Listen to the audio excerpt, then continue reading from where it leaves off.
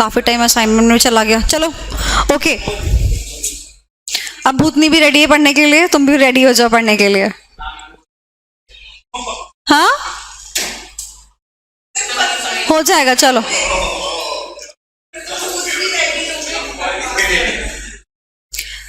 To all the Bhoot and Bhootnis in the class, okay.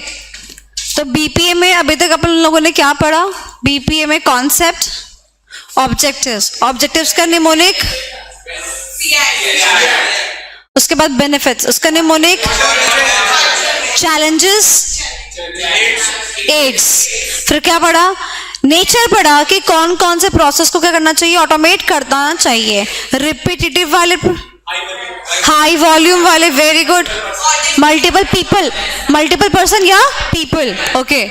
Auditory जहाँ चाहिए, और time sensitive process, impact on other. Impact वाले का एक बार एग्जांपल दे दो कोई। मार्केटिंग, सेल्स एंड मार्केटिंग कभी नहीं होता, मार्केटिंग एंड सेल्स होता है, ऐसा भी होता है। Strategy, formulation and implementation, it is not implementation and formulation, it is survival and success, not success and survival। किसमें फर्क है? तूने कहा यही फर्क है, क्या बोला? हाँ, ये मैंने बहुत बार ऑब्जर्व करा है। ये बोलते हैं, या तो मुझे लगता है झांझ में होता है, ये बोल देते हैं फिर कहते हैं हाँ मैंने बोला था।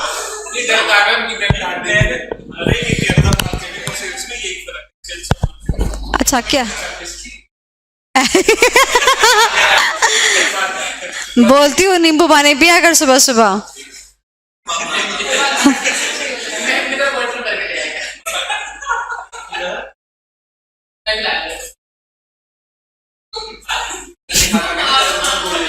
मुझे लग रहा है इसका बर्थडे हम सेलिब्रेट करेंगे। तुम्हें याद है वो स्कूल के डेज जब दोस्त देते हैं ना, क्या बोलते थे उसको? Bombs, right.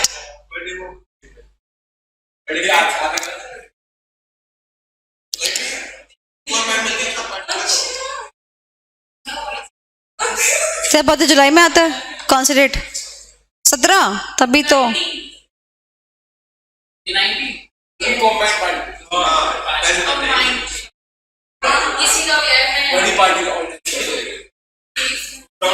क्लास में तो बच्चे आते नहीं, पार्टी करेंगे फटाफट आ जाएंगे।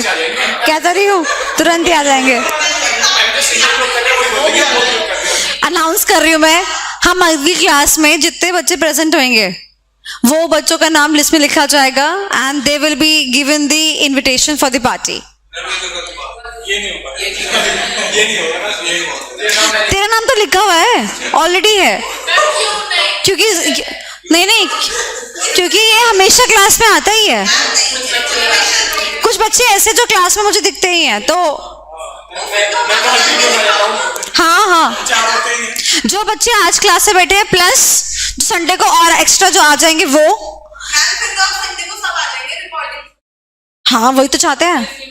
ए भैया, ट्यूबलाइट हो गया। हाँ अच्छा, मुझे लगा था सिर्फ इसका ही हाल बुरा है। थोड़ा इसे भी नींबू पानी दे देना भाई। चलो okay. So guys, concept, objectives, benefits, फिर हमने पढ़ा था चैलेंजेस, और हमने पढ़ा ऐसे प्रोसेसेस जिनका ऑटोमेशन होना चाहिए। Now what is left? Implementation. Now this question can come in examination for 5 marks, 6 marks and even in the category of 3 marks. ठीक है, आइए देखते हैं। हाँ सब पहले मेरी बात सुना कर, पहले ही कमेंट पास करता है। So guys, the topic name is implementation of BPA. मैं तुमसे सवाल पूछती हूँ, कौन सी ऑर्गेनाइजेशन बीपीए को इंप्लीमेंट करेगी?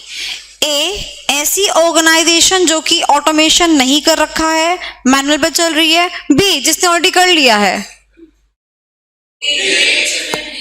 जिसने नहीं किया है तो वो क्या करेगी? अब ऑटोमेशन पर जाएगी। Okay, so guys, implementation of BPA, ऐसी ऑर्गेनाइजेशन जिसमें ऑटोमेशन नहीं है, वो क्या करने जा रही है? ऑटोमेशन करने जा रही है। Is that clear? ओके। जब जाएगी, जब ऑटोमेशन करने जाएगी तो उससे पूछेंगे कि भाई तेरे को क्या दिक्कत आ रही है कि तू ऑटोमेशन पर जाना चाहती है। जब तक अगर मान लो इसको कोई दिक्कत ही नहीं आ रही तो ये क्यों जाएगी ऑटोमेशन पे? ये नहीं जाएगी। अब जैसे गोलगप्पे की वाला था, गोलगप्पे वाला क्या करता था, रात को बैठ के बेचारा गोलगप्पे बेल के फ्राई करके लेके आता था मॉर्निंग। अब क्या हुआ, गोलगप्पे का ऑटोमेट कर दिया और अब मशीन मेड गोलगप्पे आते हैं, वो पानी बना के लाता है फट फट फट फट, जो नाले का पानी होता है ऑलरेडी, जिसमें कलर होता है, and yes special masala, and special masala from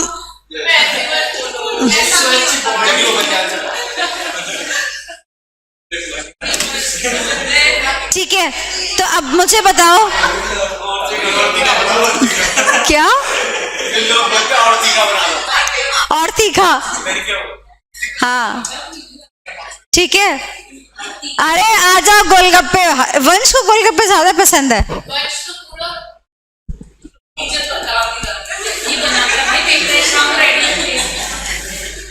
इसने शाम को रेडी जो लगानी है। तुमने वैसे बंगाली गोलगप्पे खाए हैं? वो क्या होते हैं, ठेले वाला ऐसा छोटी सी ठेला से ऐसे लेके खड़ा होता है बस, देखिए जो वाले गोलगप्पे बिकते हैं सब बंगाली गोलगप्पे कहते हैं। उनका टेस्ट और नॉर्मल गोलगप्पे के टेस्ट में जमीन आसमान का अंतर होता है। ये वाले खाने के बाद में तुम नॉर्मल गोलगप्पे भूल जाओगे। They're so tasty. बाबा तरह तरह का यहाँ का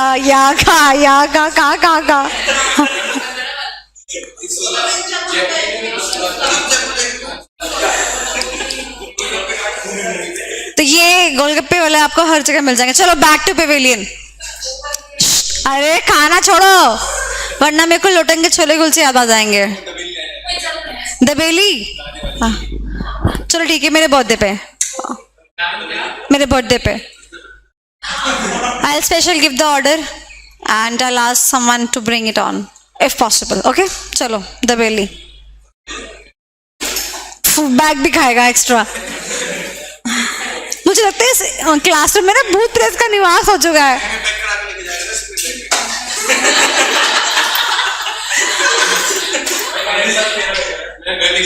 चलो तो कोल्ड ड्रिंक्स आप लोगों की तरफ से, दबेली मेरी तरफ से। डन डन, चलो ठीक है, आ जाओ। ओके तो गाइस ये वाली कंपनी ऑटोमेशन पे जाने वाली है। जब ये कंपनी ऑटोमेशन पे जाएगी,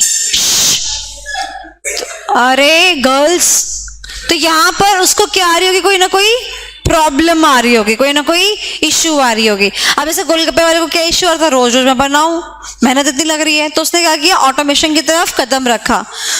अरे हाँ तो ऑटोमेशन आया ना, आर्टिफिशियल इंटेलिजेंस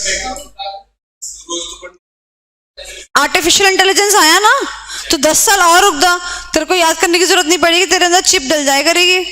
हम जैसे पेन ड्राइव में सामान कैरी करते हैं ना, वो चिप तेरे अंदर लगा देंगे। 10 साल रुक जा तो अभी।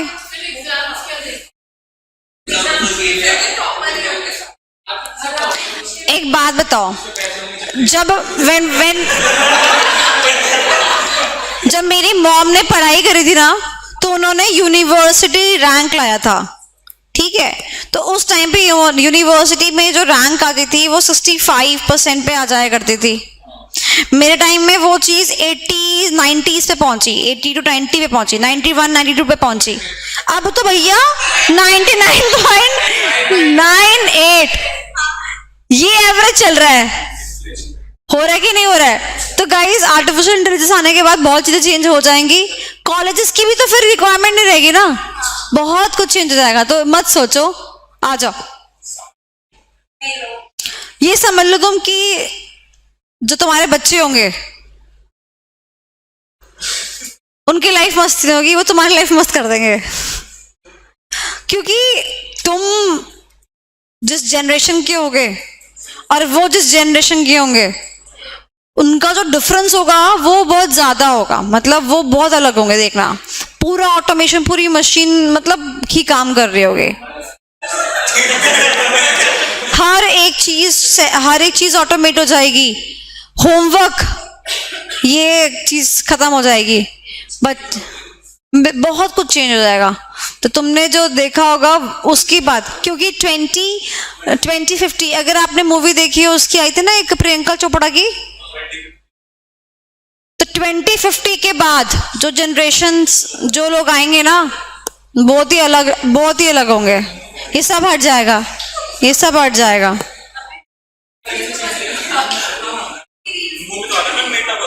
हाँ, तो मैं कह तो रही हूँ, मैं कह रही हूँ चीजें इतनी ज्यादा चेंज हो जाएंगी, एंड आपने अगर उसको अडॉप्ट नहीं किया, मैं तो सोच रही थी चांद पे प्लॉट ले ही लूं।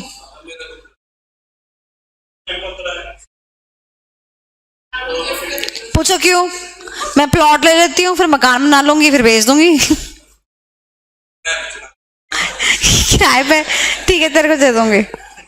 चलो, okay, so there must be the problems there on in the manual process, that is why the company wants to go for the automation। क्या इतनी बात समझ आती है? ओके, सेकेंड चीज, अब मैं आपसे एक बात कहती हूँ, लेट सपोज ये ना CA4 में, ठीक है, ये भी ऑटोमेशन करना चाहती है, ये अभी तक क्या कर रही थी, सारा काम मैनुअल कर रही थी, अब ये ऑटोमेशन में जाना चाहती है। पता है क्यों? क्लाइंट इनके दरवाजे पे आके खड़े हो जाते हैं, कहते फाइल दो, मेरी ये फाइल निकाल, तो मुझे CA साहब से मिलना है। स्टाफ जो है बेटा, वो कम से कम 20 मिनट लगा देते हैं, फाइल नहीं मिलती उनको, या फिर जो भी उनका अभी तक का प्रोसेस है फाइल को निकालने का, वो इतना ज्यादा उसमें मैनुअल एफर्ट्स इन्वॉल्व है कि टाइम बहुत ज्यादा कंज्यूम होता है। एक बंदा जाके ढूंढ रहा है, और इनकम टैक्स की फाइल में, GST की फाइल में कहाँ पर रखी है, वो सब चीजें बहुत दिक्कत करती हैं। तो चीजें जब दिक्कत करती हैं तो वो क्या चाहता है कि भाई कोई सोल्यूशन आ जाए। तो आज के टाइम पे एक सॉफ्टवेयर आ चुका है जो क्या करता है, फाइल मैनेजमेंट करता है। क्लाइंट जब आता है, within the span of 2 minutes उसकी फाइल उसके हाथ में होती है। बात समझ आई? Okay, now apart from this, CA firm के अंदर जब ये CA यहाँ पर बैठा हुआ है, ध्यान से मेरी बात सुनिएगा, CA फर्म के अंदर जब यहाँ पर ये CA बैठा हुआ है, तो इसको बहुत सारी दिक्कतें आ रही थी, तो इसने अब मन बना लिया। क्या मन बना लिया? कि इसको ऑटोमेशन पे जाना है। तो मैं तुमसे ये कहती हूँ, जिस प्रकार से जब बैंक्स ऑटोमेशन पे जा रहे थे, तो उन्होंने क्या कहा, CBS सॉफ्टवेयर रेगुलेटरी कंप्लायंस वाला होना चाहिए। सिमिलरली अगर CA फर्म मान लो इनकम टैक्स के लिए कोई फलाना सॉफ्टवेयर को यूज करना चाहता है, तो क्या इस सॉफ्टवेयर को भी लॉ के अकॉर्डिंग होना चाहिए कि नहीं होना चाहिए? जो भी लीगल फ्रेमवर्क उसके ऊपर अप्लाई होना चाहिए, वो उसके विदिन में होना चाहिए कि नहीं होना चाहिए? ये तो है नहीं मेरा मन कर रहा है कि आज मैं इस चीज को ऐसे कर देता हूँ, तो कब बस कर दे। मान लो मैंने ये रोबोट वगैरह बनाया एक, और मैंने कहा मेरा रोबोट तो सड़क पे घूमेगा, और हमारे यहाँ पे ड्राइविंग के रूल्स है कि हम क्या यूज करते हैं, लेफ्ट हैंड साइड यूज करते हैं, नहीं मेरा रोबोट तो राइट में चलेगा। मैं कर सकती हूँ ऐसा? नहीं कर सकती हूँ। तो क्या देखना पड़ेगा कि जो भी मैं ऑटोमेशन करने के लिए जा रही हूँ, उस ऑटोमेशन के ऊपर कहीं कोई लॉ रेगुलेशन तो नहीं रखता, लगेगा तो मुझे वो भी अध्ययन करना पड़ेगा। इतनी बात समझ आई? चलो ठीक है। अब देखो क्या हुआ, अब ना ये देखो, ये ऑर्गेनाइजेशन है, इसी ऑर्गेनाइजेशन के लोगों को प्रॉब्लम आ रही थी, तो ये क्या करेंगे, ये लोग जो है ये हायर लेवल पे जाएंगे, हाई लेवल पे जाएंगे और बोलेंगे हमें परेशानी हो रही है, हमें क्या चाहिए, हमें इसका निवारण चाहिए, और इसका निवारण क्या है, ऑटोमेशन है। ठीक है, चलो जाके बोल दिया, टॉप लेवल मैनेजमेंट जस्ट इनके बोलने से हाँ कर देगा, हाँ जाओ जाओ कर लो कर लो, अरे कोई बात नहीं, कितना खर्चा है 3000 करोड़ का, अरे कोई बात नहीं कर लो। तुम्हें सही लगता है? नहीं ना। इसका मतलब कहने अनुसार या इवन मात्र जस्ट सुन लेने से इस चीज को हम इम्प्लीमेंट नहीं कर सकते हैं। यानी कि हमारे को जो भी चीज ऑटोमेट करानी है, उसको वेरी गुड, उसको बकायदा डॉक्यूमेंट करके लाना पड़ेगा, लिख कर प्रेजेंट करना पड़ेगा। क्या इतनी बात आपको समझ आई? ठीक है, चलो अब मैं आपसे ये कहती हूं, डॉक्यूमेंट लिखकर जब आप प्रेजेंट करोगे, डॉक्यूमेंट लिख के जब आप टॉप लेवल पे जाके लोगों के सामने प्रेजेंट करोगे, अब वो क्या कहेंगे कि अच्छा, ओ कितनी कॉस्ट इन्वॉल्व है, मेरा कितना खर्चा हो जाएगा, ऑर्गेनाइजेशन का कितना खर्चा हो जाएगा। मैनेजमेंट क्यों पूछ रही है? क्योंकि पैसा किसका? शेयर होल्डर्स का, और शेयर होल्डर्स अलग, मैनेजमेंट अलग। वो कहते हैं कि मुझे शेयर होल्डर्स को जवाब देना पड़ेगा। इस बारी जो है पैसा उनको ना देकर मैंने मेरा पैसा सॉफ्टवेयर में लगाया, उनको डिविडेंड कम जाएगा, मेरे को उनको बताना पड़ेगा ऐसा क्यों है। तो आप मुझे बताओ कि मैं अगर 3000 करोड़ रुपीस खर्च करता हूं, हाँ करता हूं खर्च करने के लिए, तो क्या बेनिफिट्स मुझे अराइव होंगे? That means what would be the ROI, what would be the rate of the return, what is the return on the investment। अगर मैं इतना इन्वेस्टमेंट करता हूं तो मुझे क्या फायदा मिलने वाला है? बात समझ आई? ठीक है, तो भैया हम क्या करेंगे, फायदे के बारे में बात करेंगे। ठीक है, कितना फायदा होगा, क्या फायदा होगा। ओके, सेकेंडली अब ये कहता है कि भैया जो ये कंपनी है ना, इस कंपनी का, let's suppose this company is CA firm, let's suppose this company is garment manufacturing company और एनी कंपनी, तो जो ये कंपनी है उसका प्राइमरी एक्टिविटी क्या होता है? जैसे कि CA फर्म में प्राइमरी एक्टिविटी क्या है, आप लोग सभी लोग जानते हो। अगर आप कपड़ों का बिजनेस करते हो, मतलब मैन्युफैक्चरिंग कर रहे हो, तो what is the primary? Manufacturing of the cloth. And अगर मैं मशीन की मेंटेनेंस करती हूँ तो वो क्या है? सेकेंडरी एक्टिविटी है, राइट। हैव यू क्या बोलते हैं, done with the value chain analysis, chapter number 2, value chain analysis by Michael Porter। So we have primary activities, we have secondary activities, है ना। तो सेकेंडरी एक्टिविटीज प्राइमरी एक्टिविटीज को क्या करती हैं? सपोर्ट करती हैं। Is it clear? तो जो हमारी प्राइमरी एक्टिविटी है वो तो मेरा जो मेन फोकस है वो है ना, मेरा मेन, जैसे मैं टीचिंग करती हूँ तो मेरा मेन काम क्या है? टीचिंग करने का। क्या मेरा मेन काम मेरी कॉपी को प्रिंट आउट निकालने का है क्या? समझ में आई बात? तो वो क्या कहता है कि भाई देखो, हमारा मेन काम क्या है? प्राइमरी एक्टिविटी पे फोकस करना।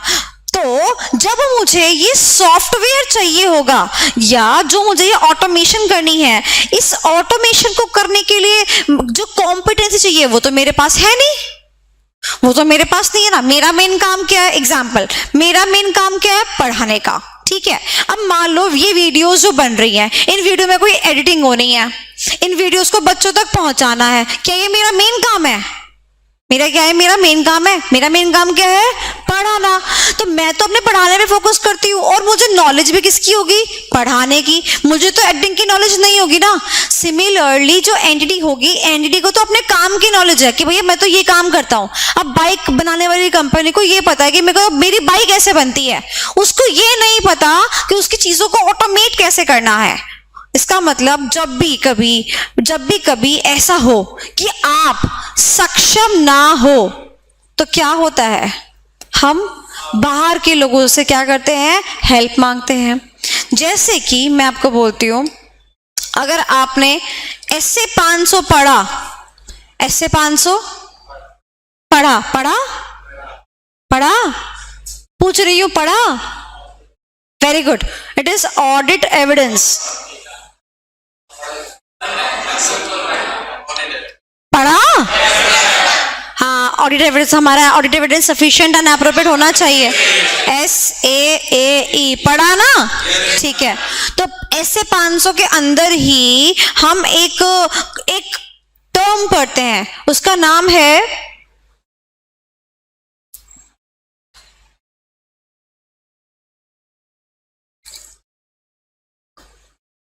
Management expert.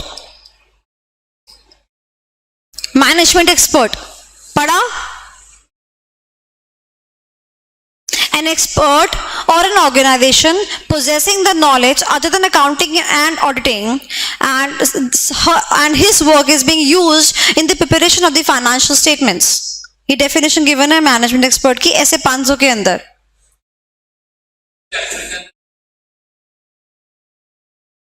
वो कह रहा अच्छा,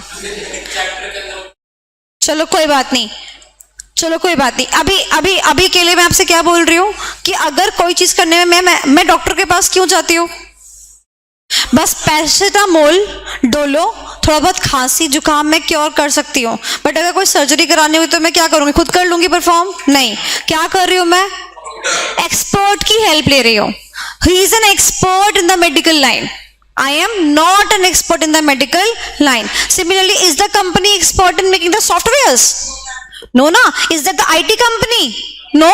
The company is manufacturing bikes. The company is manufacturing garments.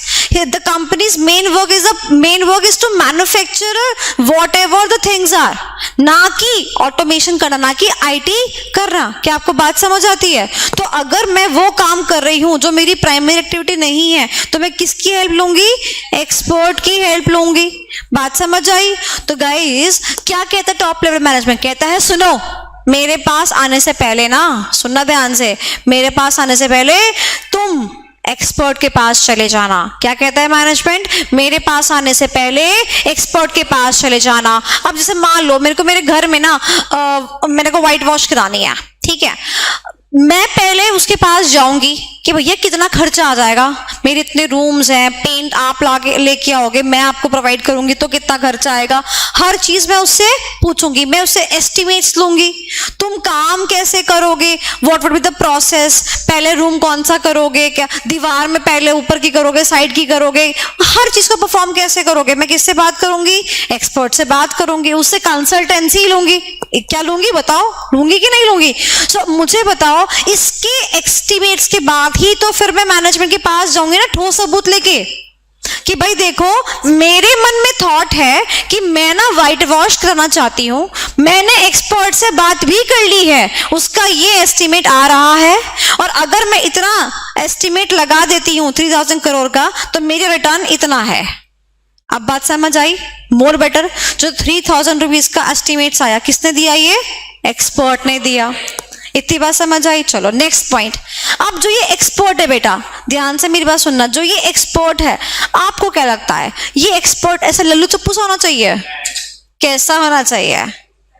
बात समझ आई? यानी कि अगर आपने किसी एरे गेरे मिस्त्री से पूछ लिया तो वो तो ढंग का एस्टीमेट देगा ही नहीं. यानी कि we even have to talk about कि हमारा एक्सपर्ट कैसा होना चाहिए. Is that clear? Basically short में बोल दो, कॉम्पिटेंट होना चाहिए, क्वालिफाइड होना चाहिए, उसको नॉलेज होनी चाहिए, शॉर्ट में बोलो तो, है ना. तो ऐसे एक्सपर्ट से जाके क्या लेंगे हम? एडवाइस लेंगे जो कि कॉम्पिटेंट होगा, अपने काम में सक्षम होगा, क्योंकि उस काम में हम सक्षम नहीं है. Is that clear? तो फिर क्या हुआ? अब दोबारा प्रोसेस सुनो. हमारे को गलतियां लग रही थी या हमारे को अपने काम करने में टाइम ज्यादा लग रहा था, तो हमने सोचा कि चलो ऑटोमेशन कर लेते हैं. तो सबसे पहले गवर्नमेंट का डंडा आया, लॉ का डंडा आया. सुनो, कुछ भी काम सोचने से पहले लॉ को सोचो. फिर हमने कहा कि चलो अभी अब टॉप लेवल मैनेजमेंट के पास चलते हैं. हमने कहा अरे टॉप लेवल मैनेजमेंट सिर्फ सुनी सुनाई बातों पे विश्वास थोड़ी करेगा, हमें तो हर चीज डॉक्यूमेंट करनी पड़ेगी. तो हमने हर चीज डॉक्यूमेंट करी, लिखित में हम बना के लेके आए, डॉक्यूमेंट करा हमने. और उसके बाद क्या किया? डॉक्यूमेंट के अंदर सुनेंगे, डॉक्यूमेंट के अंदर हमने बताया कि भैया हमारी इसके पीछे क्या हमारा रीजन है और हमारे क्या गोल्स हैं इसके पीछे, कि भैया हमने ये हमारे ऑब्जेक्टिव्स हैं, ये हमारे गोल्स हैं, ये हमारी सोच है. ये सारा चीजें क्या करेंगे? हम डॉक्यूमेंट करेंगे. और फिर मैनेजमेंट के पास जाने से पहले हम क्या करेंगे? हम एक एक्सपर्ट से बोलेंगे, देखो ये जो हमने डॉक्यूमेंट किया ना, हमको ये काम कराना है भैया, आप बताओ आपके क्या एस्टिमेट से कितना टाइम लग जाएगा, क्या कॉस्टिंग आएगी, एक्सेट्रा एक्सेट्रा. फिर उसके बाद जो है हम आरओआई निकाल कर फिर जाएंगे मैनेजमेंट के पास. मैनेजमेंट क्या कर देगा? इस बात को ओके कर देगा. अब जब ओके कर देगा, देखो मैनेजमेंट के पास दो ऑप्शन है, या तो वो ओके कर देगा या तो वो ओके नहीं करेगा. नहीं करेगा, मुद्दा वही खत्म. कर देगा तो क्या करेंगे? वापस एक्सपर्ट के पास जाएंगे और बोलेंगे सुन हमारी बात मान ली, कबूल है, हो गया. तो अब क्या होगा? सॉफ्टवेयर डेवलप हो जाएगा और सॉफ्टवेयर को इंप्लीमेंट करने से पहले उसको टेस्ट कर लेंगे कि भैया ठीक है कि नहीं सब कुछ. अगर कोई दिक्कत लगती होगी तो उस चीज को सही करेंगे और फिर लास्ट में क्या कर देंगे? इंप्लीमेंट कर देंगे. क्या आपको प्रोसेस समझ में आ गया? आसान था process? Okay. So guys, this is the implementation of BPA. इतनी बात समझ आ गई? चलो, before we go to the main verdict, मैं आपको, क्योंकि आपने नहीं पढ़ा है तो मैं ही आपको पढ़ाना चाहती हूँ।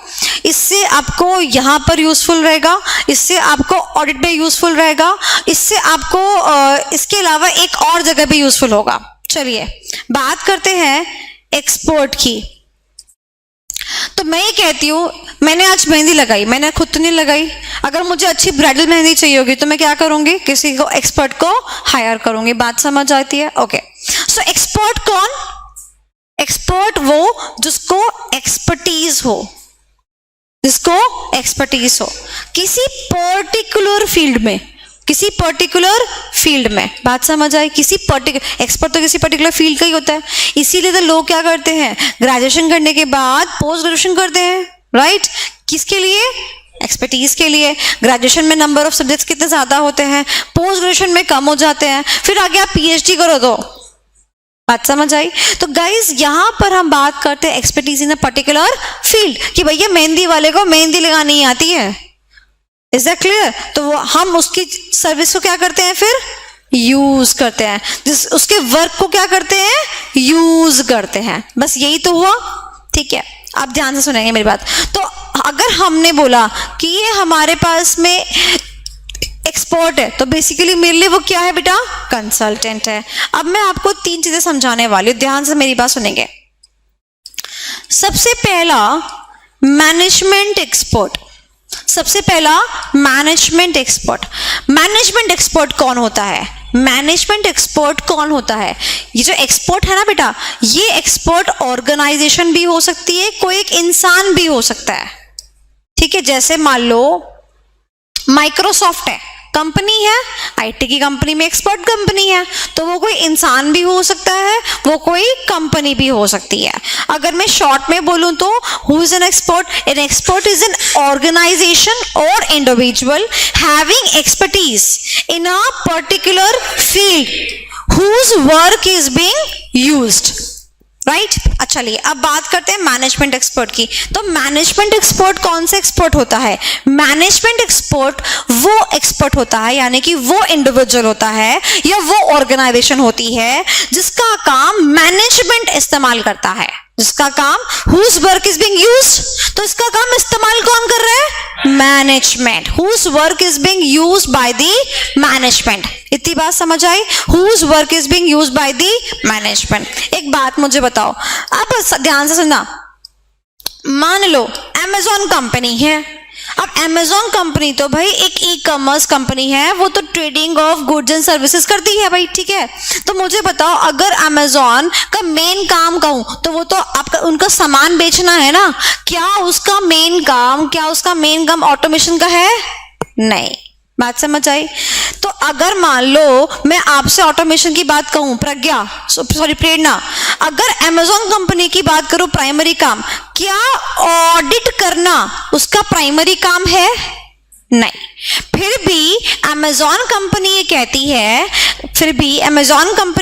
है कि इससे पहले कि बाहर वाला ऑडिटर आए, जिसको हम स्टैट्यूटरी ऑडिटर बोलते हैं, हम अपना खुद से इंटरनल ऑडिट कर लेते हैं। ध्यान से मेरी बात सुनिएगा, क्या कर लेते हैं? इंटरनल ऑडिट कर लेते हैं। क्या ऐसा होता है? क्या आपने पढ़ा है? तो गाइस मैंने ये इंटरनल ऑडिटर अपॉइंट कर लिया, तो अब आप मुझे बताओ इसका वर्क इस्तेमाल कौन करेगा? Management. So internal auditor is also management expert, यानी कि इंटरनल ऑडिटर हो या कोई और जना हो जिसका काम पर्टिकुलर फील्ड में वो एक्सपर्टीज रखता है, उसका काम कौन इस्तेमाल कर रहा है? मैनेजमेंट इस्तेमाल कर रहा है। चलिए एक और example.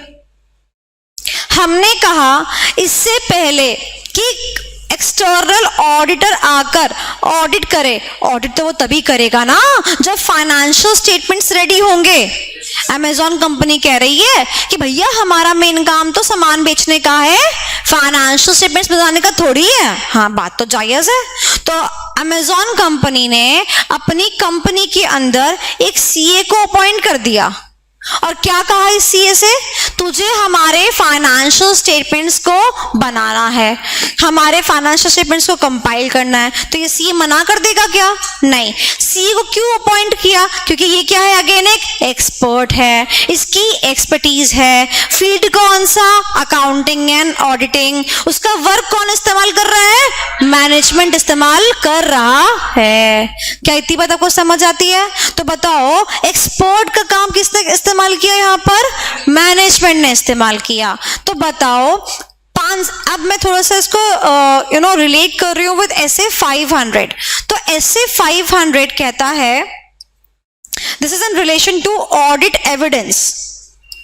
You understand audit evidence, right? So SA 500 क्या कहता है? कहता है कि अगर ऑर्गेनाइजेशन को लगता है कि उसे किसी एक्सपर्ट की हेल्प चाहिए तो वह एक एक्सपर्ट को अपॉइंट कर सकता है। उस एक्सपर्ट को हम क्या कहेंगे?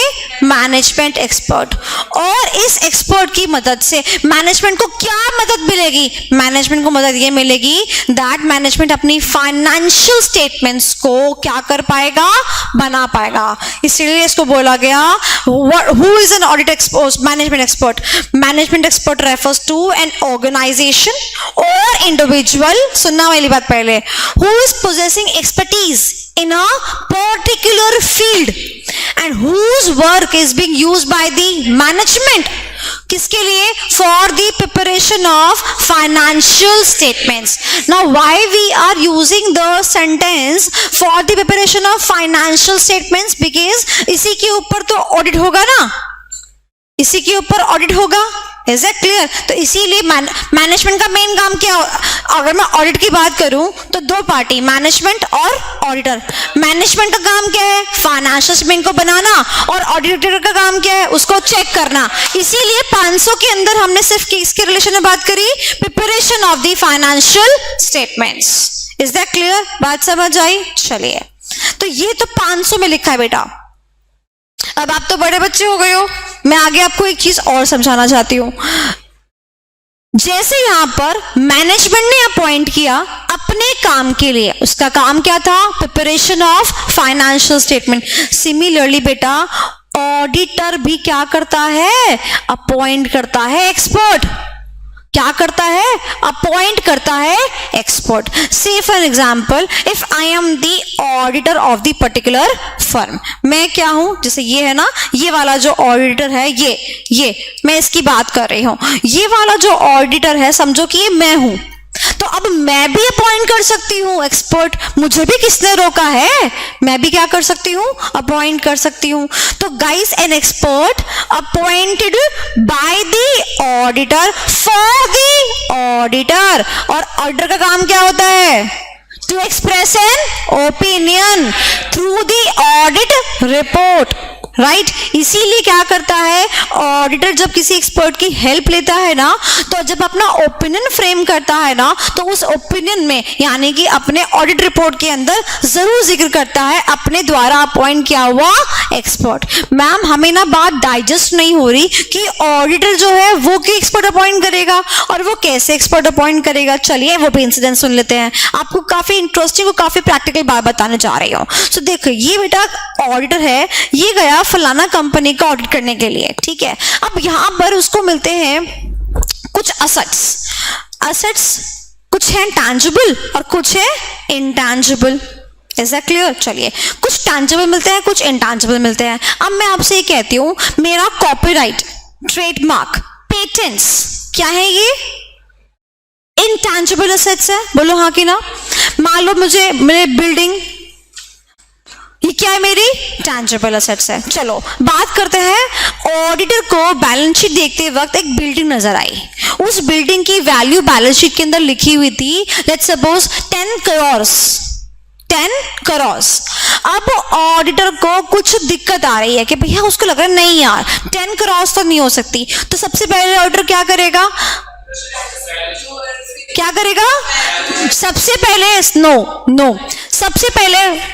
सबसे पहले वो ये करेगा कि वो बोलेगा, सबसे पहले मेरे पास में आपने पढ़ा होगा 501 के अंदर, या आप पढ़ोगे 501 के अंदर, ठीक है।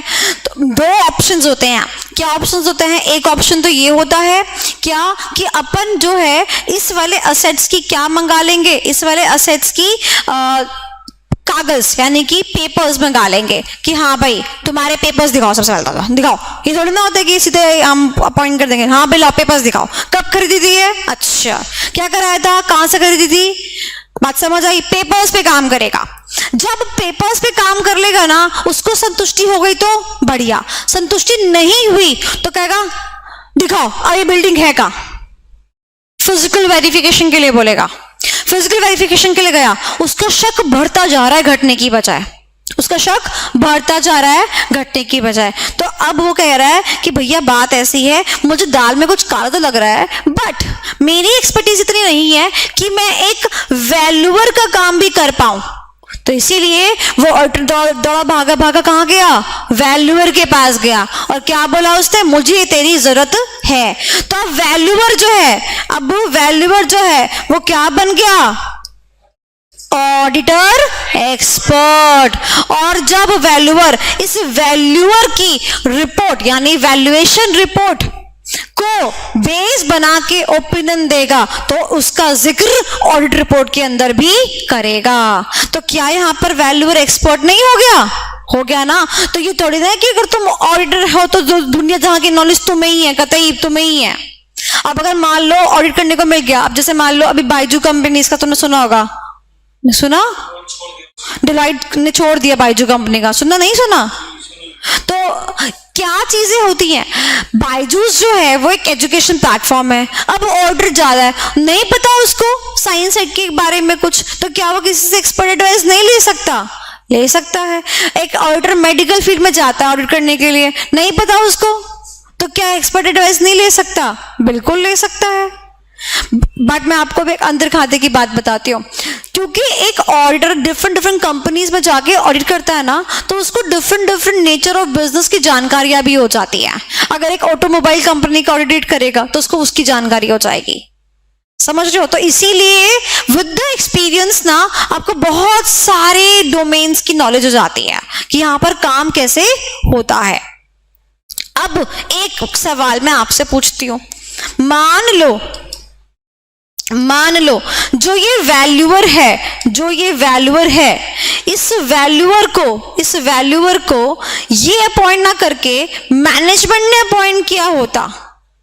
मान लो मैनेजमेंट ने कहा यार ऑडिटर के आने से पहले मैं अपनी बैलेंस शीट को सही दिखाना चाहता हूं, मैं चाहता हूं कि मैं उसको ठीक वैल्यू पे प्रेजेंट करूं इन द फाइनेंशियल स्टेटमेंट्स। तो क्या मैनेजमेंट भी वैल्यूअर अपॉइंट कर सकता है? अब बात समझ आई?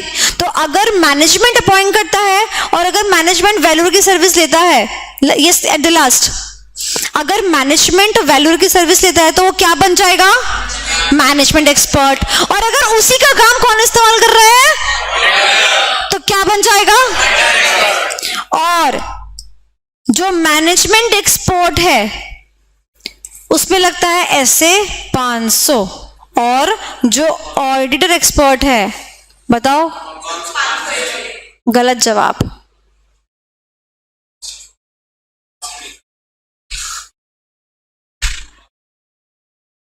जो बता देगा चॉकलेट।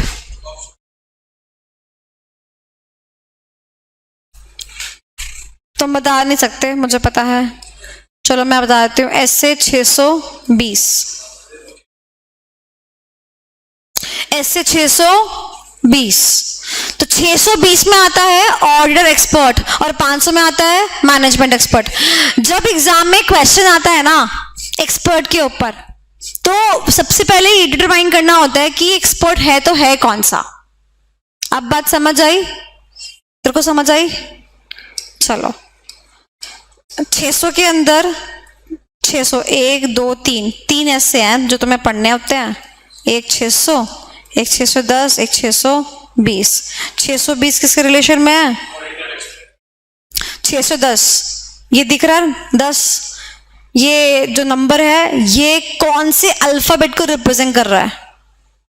वेरी गुड, आई से आता है इंटरनल ऑडिट। तो 610 is about the internal audit. And ये ओ दिख रहा है, ये किसके रिजेंबल करता है? ओ। ये 0 किसको रिप्रेजेंट करता है? ओ, यानी कि अदर ऑडिटर।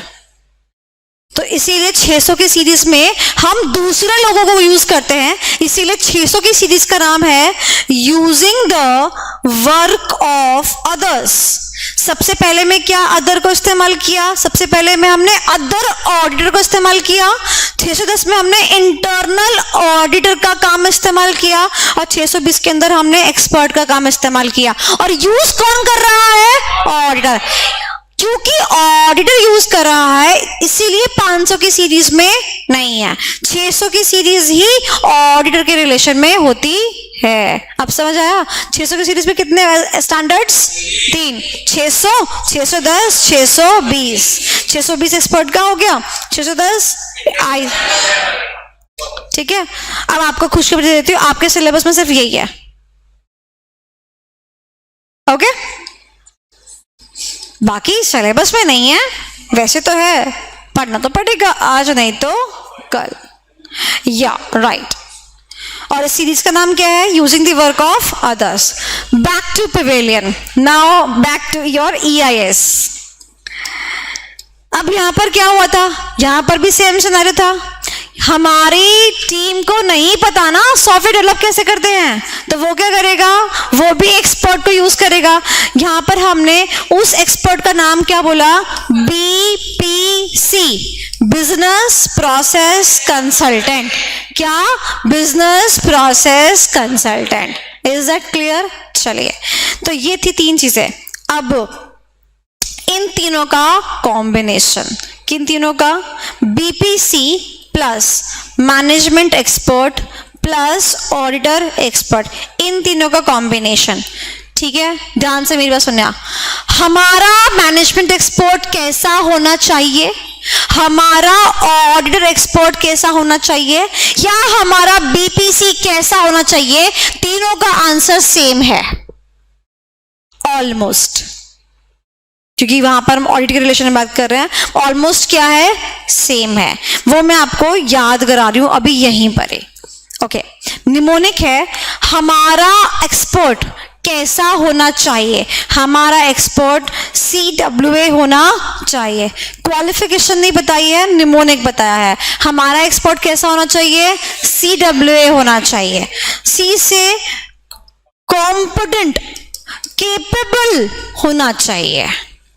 W से वर्क अंडरस्टैंडिंग, उसको ये पता होना चाहिए कि काम किस प्रकार किया जाता है, उसको अंडरस्टैंडिंग होनी चाहिए उस चीज को लेके। And last एप्रोप्रिएटेबिलिटी। एप्रोप्रिएटेबिलिटी, ध्यान से मेरी बात सुनना। अभी मेरी कुछ ब्रेक में बात चल रही थी विद रिस्पेक्ट टू मेकअप, तो प्रेरणा आई गेस तुमसे चल रही थी, तो प्रेरणा ने मुझे बताया that her sister is into the makeup domain की, वो मेकअप आर्टिस्ट है और आगे वो लंदन जाके चीजें सीखेगी भी और सीखेगी।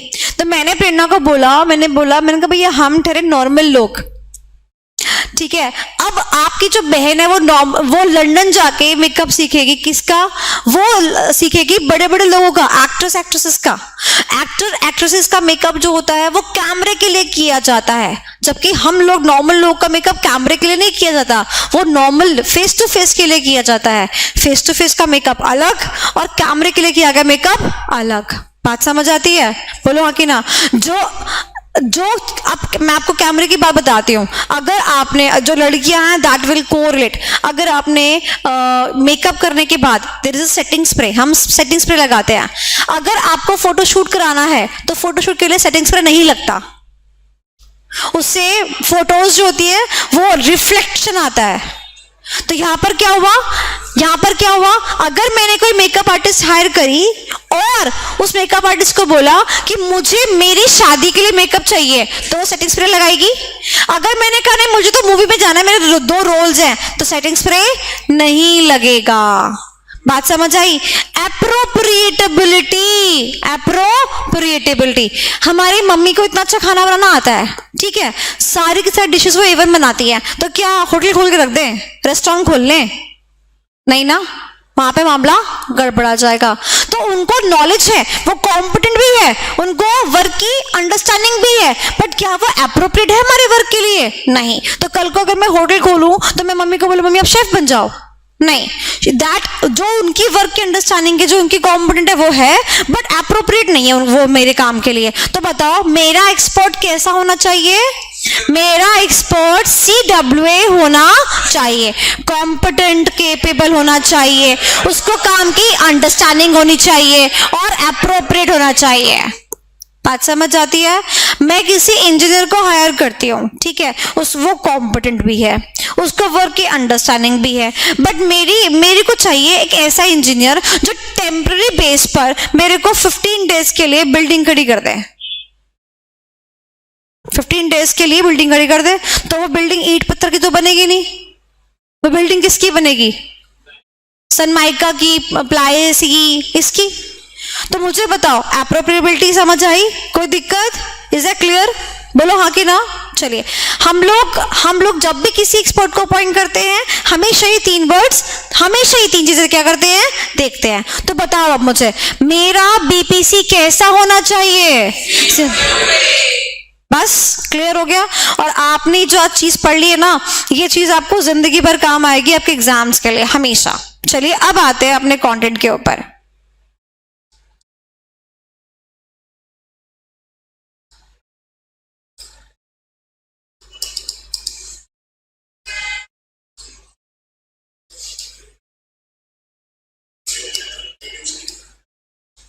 हाँ चल रही है, चल रही है बेटा। ओके सबसे पहला कितने स्टेप्स हैं? वैसे तो टोटल 9 स्टेप्स हैं। सुनना, कितने? तुमने क्या बोला? 8। वैसे तो टोटल 9 स्टेप्स है। The 9th step is implement the BPA। Okay तो 8वें स्टेप तक रहेगा, ठीक है। चलो 9th स्टेप क्या है? इंप्लीमेंट कर दो। चलिए फर्स्ट स्टेप क्या है? डिफाइन व्हाई वी, क्यों लगाना है? क्योंकि दिक्कत आ रही है मैनुअल में, हमारा कस्टमर सर्विस पुअर हो रहा है, हम चीजों को मैनेज नहीं कर पा रहे, जो गुड जो सर्विस हमने पे भी नहीं कर रहे, हम उसके पैसे देख के आ रहे, मतलब कि प्रॉब्लम्स आ रही हैं, हमारे डॉक्यूमेंट्स मिल नहीं रहे, क्लाइंट खड़ा हुआ है 20-20 मिनट। Is that clear? क्या हो रही है? प्रॉब्लम्स आ रही हैं। तो पहला क्या है? Define why we want to plan, we want to implement the BPA। इतनी बात समझ आती है? चलिए स्टेप नंबर 2, अब क्या करेंगे भैया? रूल्स एंड रेगुलेशंस का क्या करेंगे? अध्ययन करेंगे, देखेंगे, इंश्योर करेंगे कि हमारा BPA किसको रिक्वायरमेंट ऑफ लॉ को अध्ययन करता हो। कोई दिक्कत? चलो नाउ डॉक्यूमेंट्स भी required to retain for a specific period of time in a specified format. आपने पढ़ा होगा कंपनी ऑडिट सेक्शन नंबर, मैं क्या बताऊं, आप बताओ, बुक्स ऑफ अकाउंट्स कौन से सेक्शन मेंटेन करके रखते हैं? 128 में बुक्स ऑफ अकाउंट्स है, 129 में फाइनेंशियल स्टेटमेंट्स है। तो 128 129 आ गया। अब 129 में लिखा हुआ है कि फाइनेंशियल स्टेटमेंट्स आपको इतने टाइम तक के लिए रखने हैं, ठीक है। तो अभी क्या कह रहा है? कह रहा है कि मान लो मैं अपने फाइनेंशियल स्टेटमेंट्स को, ये कोई भी X डॉक्यूमेंट को क्या कर रहा हूँ, खत्म करके मैं ऑटोमेशन पे जा रहा हूँ। तो ऐसा ना हो ना कि कल को ऑडिटर आए और ये कहे अरे सर इससे पहले तो हमारा मैनुअल था, इसीलिए हमारे पास अब कुछ है ही नहीं, हमने जला दिए, भुना दिए, सारे डॉक्यूमेंट खत्म, सो फिर में उसको पुराना मिलेगा नहीं, और डॉक्यूमेंट्स क्या करिए मैनुअल वाले वो ने जला दिए, भुना दिए, तो काम खराब हो जाएगा ना। इसलिए उसने क्या बोला कि it has to be retain for a specific period of time. बात समझ आती है? चलो step number 3, document the process we wish to automate. बताओ क्यों करना है? क्योंकि वो हमारी सुनी सुनाई बातों पे विश्वास नहीं करेगा। सो ऑल द डॉक्यूमेंट्स क्या करना पड़ेगा? Needs to be documented. कोई भी फॉर्मेट में कर सकते हो, जिस फॉर्मेट में आपका मन कर रहा है, PDF में, वर्ड में, PPT format, in whatsoever format you want to. Okay क्या बेनिफिट होगा इससे? Clarity in the process. Is that clear? Now giving you 1 minute, आगे पीछे मत जाइए, फुल रीड कर लीजिए और मैं आपको एक चीज बता देती हूँ कि अगर एग्जाम में क्वेश्चन आता है गाइस 5 मार्क्स का, 6 मार्क्स का, 7 मार्क्स का, तो आपको एज इट इज लिखना है।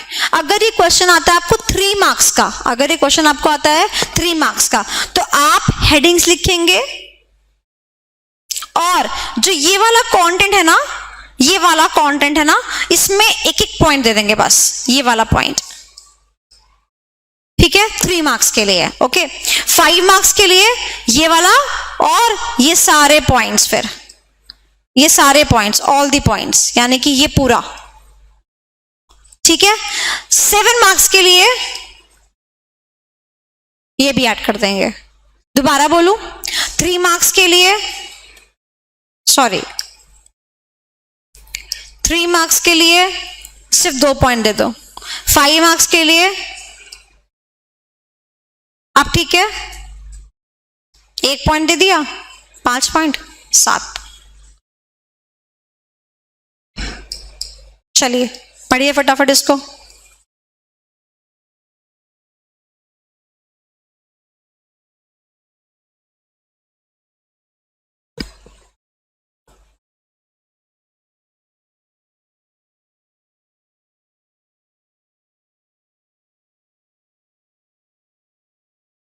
मैंने 3 बाइफिकेशन इसलिए नहीं लगाए हैं क्योंकि प्रेजेंटेशन आपने ऐसी ही रखनी है।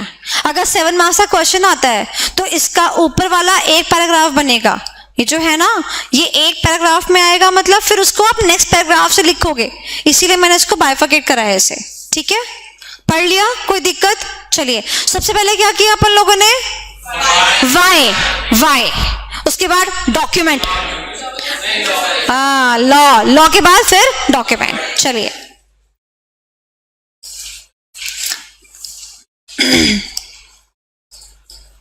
Now next document. डॉक्यूमेंट के अंदर क्या लिखोगे, कौन कौन से गोल्स क्या कर लोगे आप बीपीए लगाकर। तो यहां पर गोल्स तो आपके डिफरेंट प्रोसेस के होंगे कि मैं ये करूंगा, it will be dependent on the process. तो उसने बोला कि नेचर ये होना चाहिए, हमारे गोल्स कैसे होने चाहिए, स्पेसिफिक, मेजरेबल, अटेनेबल, यानी कि तेरे वास्ते फलक से मैं चांद लाऊंगा, तो ये क्या नहीं है, अटेनेबल नहीं है ना, चांद तक नहीं आ सकते हैं।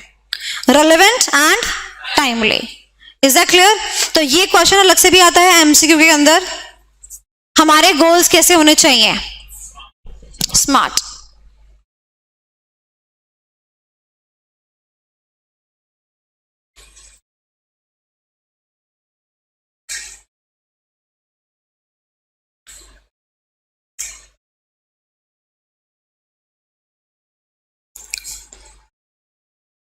ओके तो गाइस डॉक्यूमेंट के अंदर ही आप अपने गोल्स को लिख दोगे।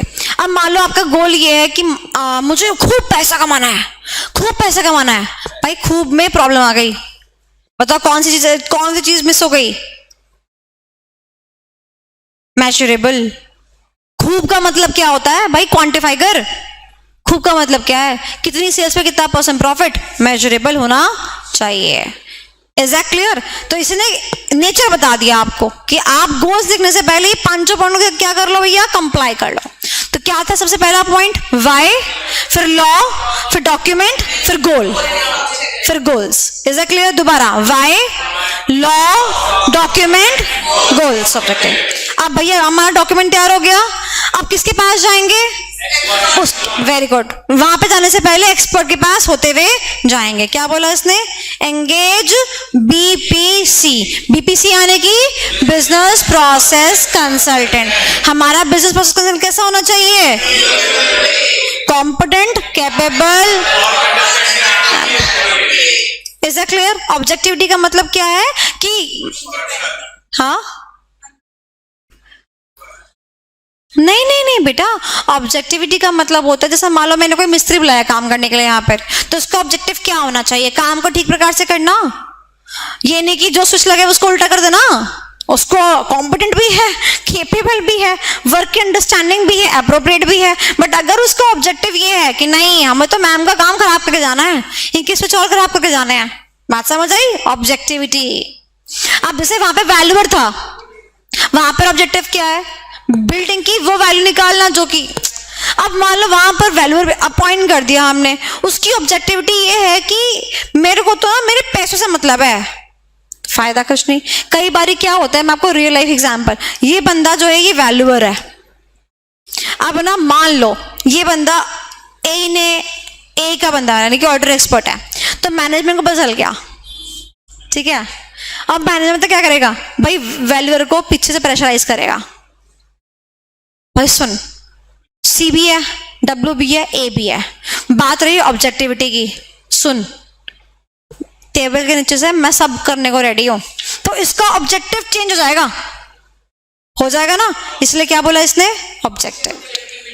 आप समझ आया? प्रैक्टिकल लाइफ में ऐसा होता है बेटा। मुझे कोई वीडियो देखते हुए सुनेगा ना तो उसे आइडिया जरूर मिल जाएगा। क्लियर हो गया? तो बताओ मेरा बीपीसी कैसा होना चाहिए?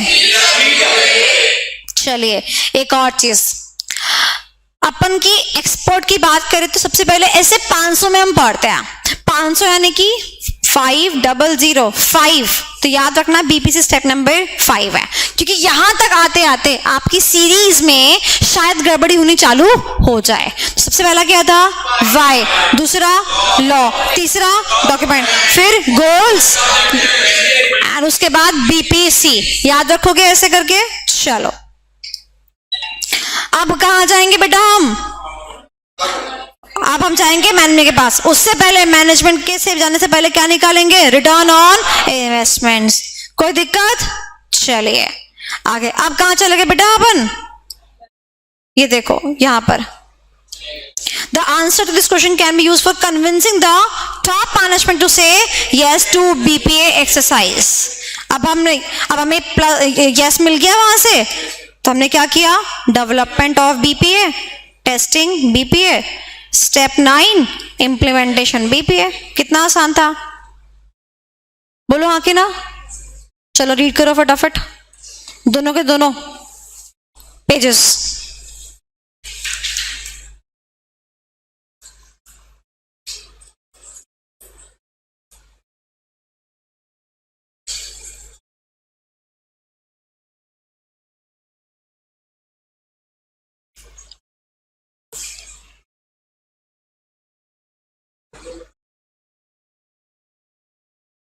क्या पेपर में आरटी लिखना है? हाँ, पर कभी कभी ऐसा पेपर घुमा भी सकता है ना। What are the 9 steps for the implementation of BPA? तो घबरा मत जाना ना, इसलिए मैंने दोनों बता दिया कि लास्ट वाला स्टेप यही है, इम्प्लीमेंटेशन ऑफ बीपीए। इसलिए नीचे स्पेस भी मैंने छोड़ रखा है, मैं यहीं पे लिखवाती हूँ।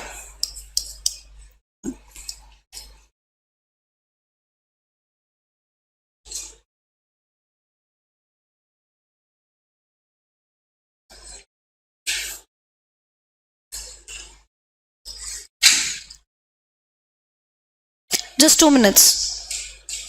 तो रिवाइज करें, सबसे पहला वाई, दूसरा लॉ, तीसरा डॉक्यूमेंट, चौथा गोल, पांचवा बीपीसी। अब देखो बीपीसी आते ही तुम्हारी कमजोर होने की बजाय पिच हाई हो गई, क्योंकि तुमने रिलेट कर लिया। बीपीसी के बाद आरओआई, और उसके बाद अगर हाँ मिल गई तो develop, test, implement, done.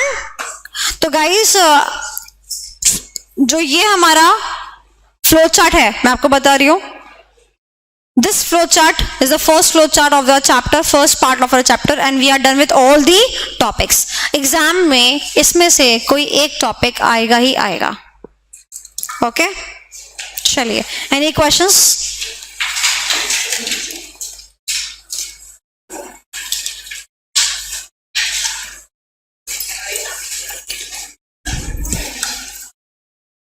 Question paper का डिस्कशन करने की जरूरत नहीं है, टेंशन फ्री, ओके?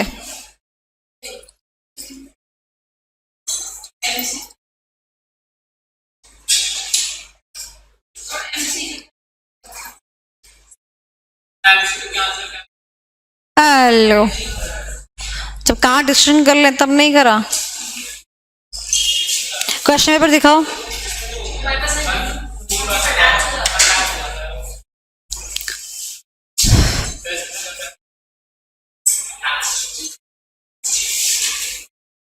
रुको अभी एक सेकंड।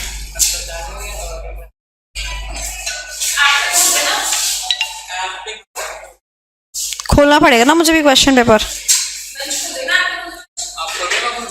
लंच मुझे क्या पता क्या सुनाई दिया, आप खोल रहे हैं मैं खोलूं लंच? लंच सुनाई दिया ना, लंच बोला ना उन्होंने। नहीं नहीं यार मैंने नाश्ता कर लिया था।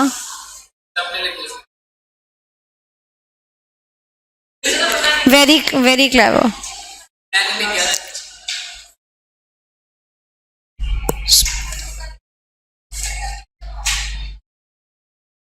ठीक है